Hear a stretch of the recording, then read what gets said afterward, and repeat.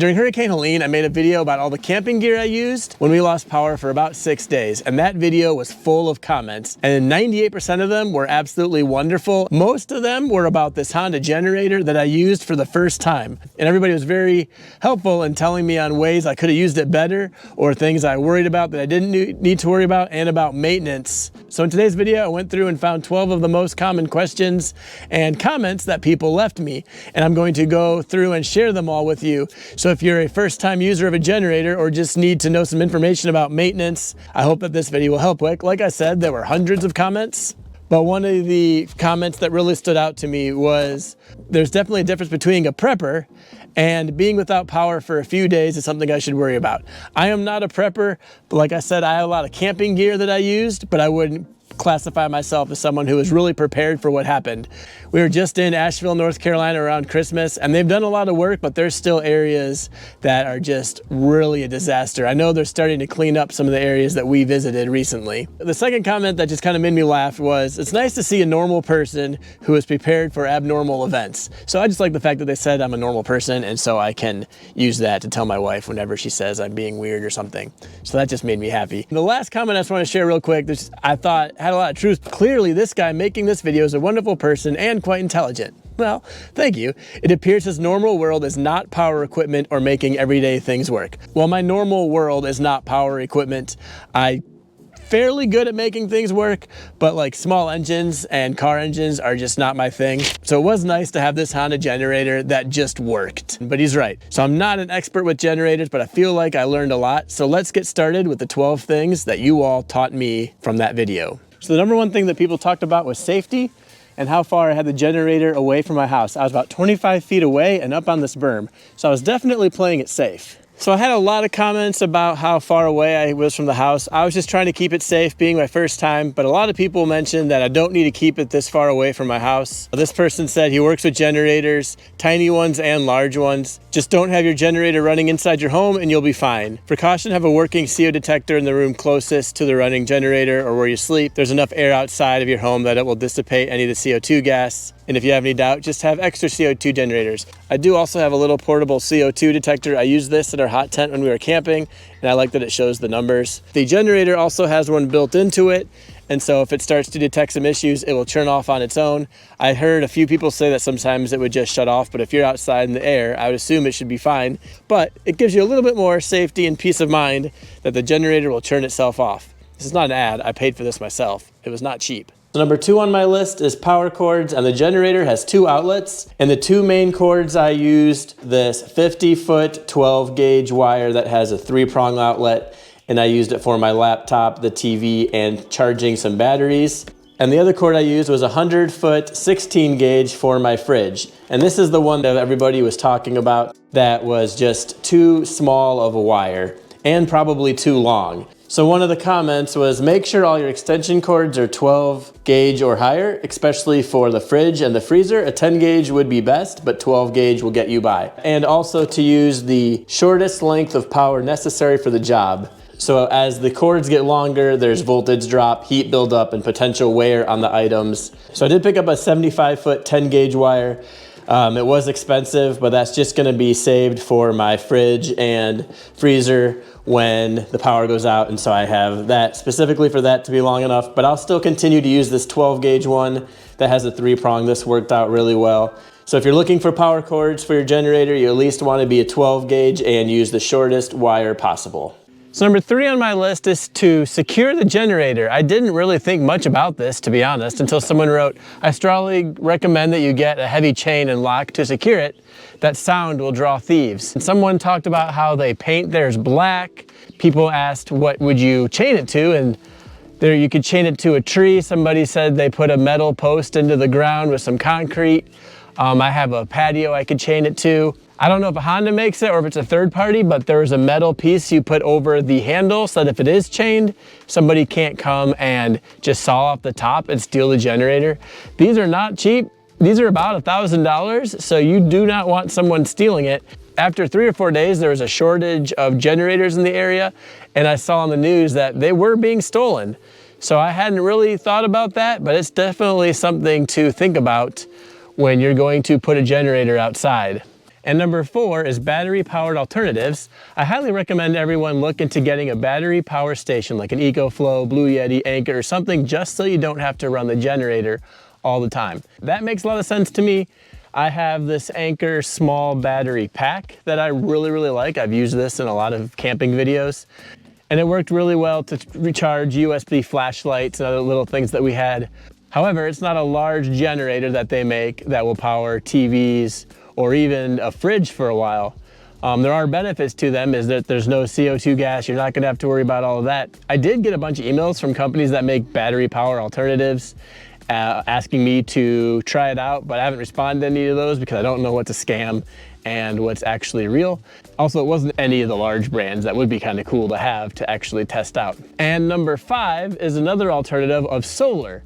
And someone asked, why don't I use solar? And it's not that I don't use it, it's just that the generator I bought in 2020, that was kind of the best option at the time. But I'm a big proponent of a solar generator. It would really help and be easy to use. It would have worked really well in our situation because the weather was really nice afterwards. But if it's not already charged, that would be something you have to think about. Someone commented, coupling your generator with any of the modern solar generators is a real force multiplier. Massively shortens the amount of time you have to keep the Honda running. Simply run a generator when your EcoFlow, Anchor, or Blue Yeti needs recharging. You can also augment it with solar panels easily, and I think that would be great. This little Anchor battery that I use can charge with solar panels. And this person said, I lean towards solar because my mom is paranoid about the fumes. Also, gas is sometimes impossible to find. And we'll talk about gas in a minute. But there is no noise that comes from a battery power generator or a solar power generator. So I think those are great alternatives. And if you find one that works really well, I would say go for it. And number 6 is a propane generator.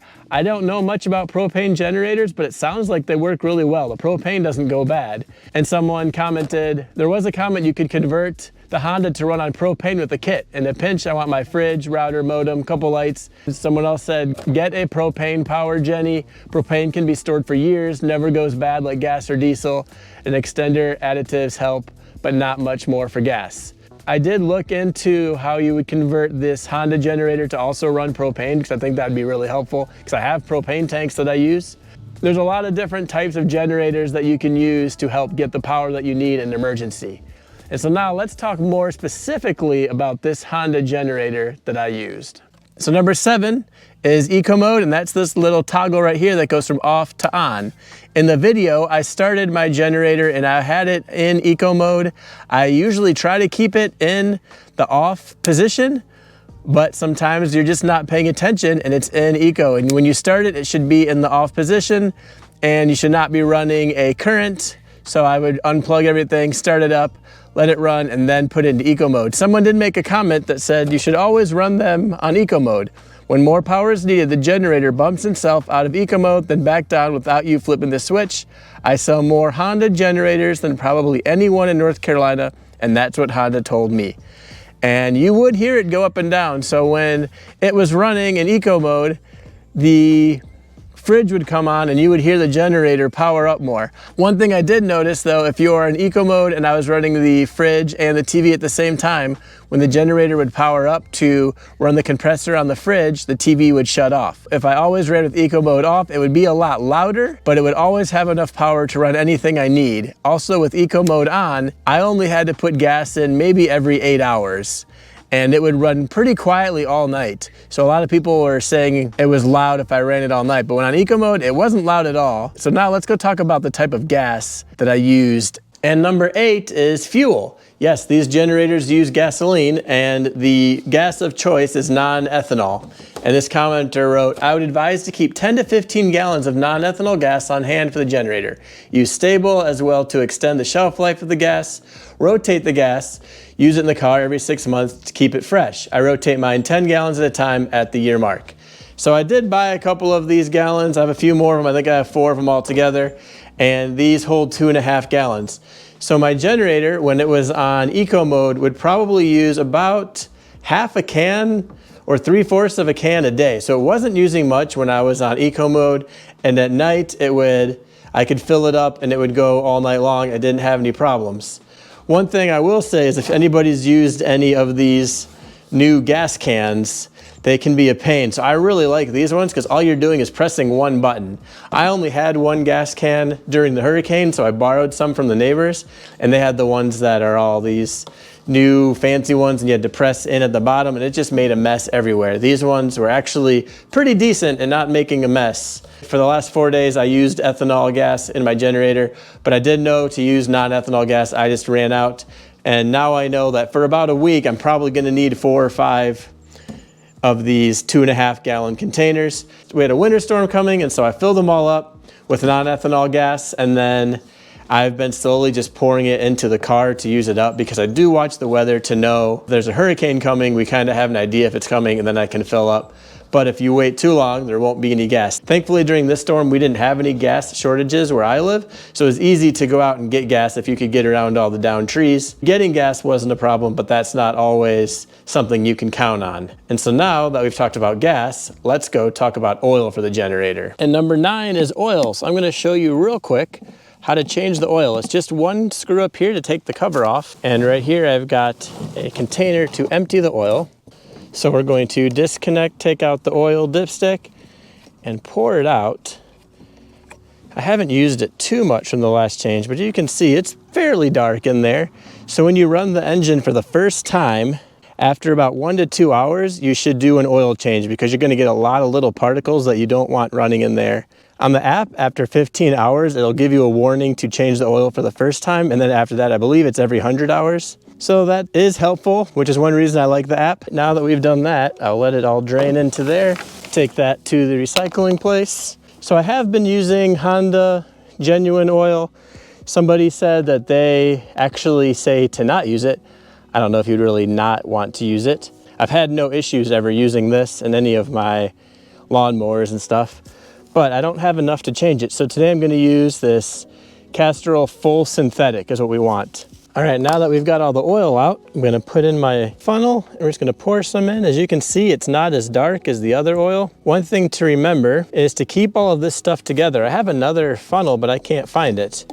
And if you're in an emergency and it's dark and you have no power and you're trying to find it, you want everything together so that you can use it and you're not looking around a dark garage trying to find it. So this takes a little bit under 1/2 quart of oil. If you don't have enough oil, the generator will not run. It needs the right pressure from oil inside of here to work. When you put it flat, it'll let you know how full it is. And usually I find that if it's just to about where it's gonna come out, then you're pretty good. So it looks like it's pretty full. So let's close this up. And that's how simple it is to change the oil in a generator. So one of the most important things you need to do is make sure you change the oil if you want this engine to keep running.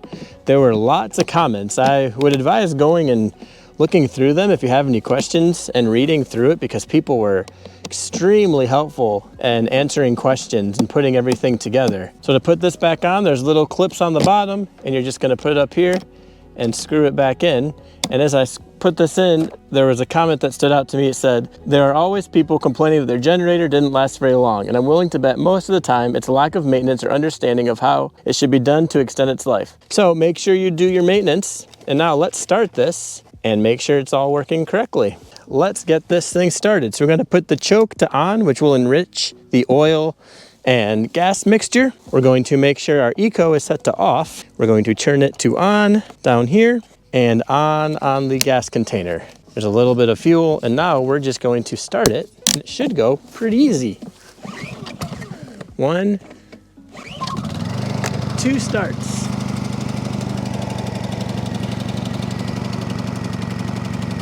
We can turn it up.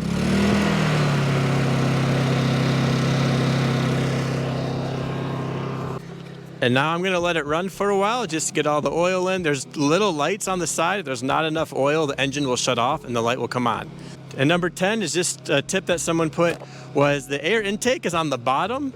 And you could see when you started it, some of the grass came out the back. So you wanna lift it up off the ground, maybe on a piece of wood or some bricks, they said, and that'll help keep the engine from getting dirty on the inside because the air intake comes in the bottom and out the top. So something to think about. I'm gonna let this run and then we'll talk about what to do when you turn it off. And as you can hear, it's really not that loud. So if I go turn the eco to on, it's gonna cut down even more. And it's not loud at all. So now that it's up and running, and I hadn't run it for a couple months, it's great. We'll turn off the eco, still not very loud. I'm gonna let this run, and then we'll talk about what to do when you turn it off. Number 11, after use maintenance. Now that you have let the genie out of the box, be sure to maintain it monthly. If you don't, you will need a new one as your carb will be full of junk and will prevent the generator from running. So down here we have a little hose, and that's what we use to clean out the carburetor. Now that we have the cover off, what we're going to do is we're going to empty the carburetor right here. This is the first time I've done this. I'm actually curious to see how much oil comes out. I even had a comment say I should just sell this generator and buy a new one because I don't use it a lot. At first I was thinking that's weird. The more I think about it, if it's brand new, I don't have any maintenance, and now I'm gonna have to do some maintenance, mostly just run it a little bit to make sure it works. But we're gonna turn this screw and let's see how much gas comes out of the carb. Look at that, there's more than I was thinking. So we're gonna keep that open. So there is a little bit of fuel coming out. We're also going to open the gas tank on the top and we're going to blow into it to try to get it all out.